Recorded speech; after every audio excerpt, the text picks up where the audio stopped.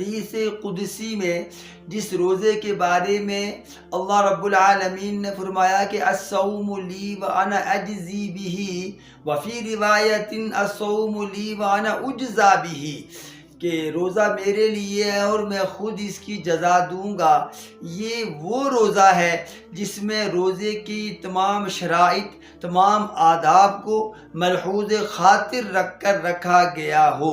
وہ روزہ جس میں کھانے پینے، ازدواجی تعلقات سے جو دن میں رکا جائے لیکن جھوٹ نہ چھوڑا جائے، غیبت سے اجتناب نہ کیا جائے، چغلی سے باز نہ آیا جائے، حسد کو اپنے پاس ہی رکھا جائے، تعصب بھی ذہن میں موجود ہو.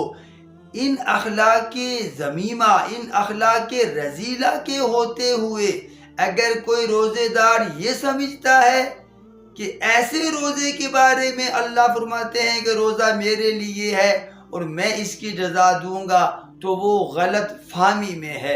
اس لیے کہ حضور اکرم سید الکونین صلی اللہ علیہ وسلم نے فرمایا من لم یدع قول الزور والعمل به فلیس للہ حاجۃ ان یدع طعامہ وشرابہ، کہ وہ مسلمان جو بھوکا اور پیاسا تو رہتا ہے لیکن وہ روزے میں اخلاق رذیلہ، بری عادتوں کو نہیں چھوڑتا، گناہ کبیرہ سے اجتناب نہیں کرتا، اللہ رب العالمین اس کی طرف متوجہ ہی نہیں ہوتے.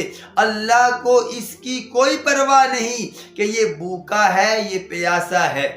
ہاں، فرض ادا ہو جائے گا، یہ سوال تو نہیں ہوگا کہ روزہ کیوں نہیں رکھا تھا، لیکن روزے کے فضائل، اس کے انعامات، اس کی رحمتیں، اس کے فیوزات و برکات کا حصول ناممکن ہے.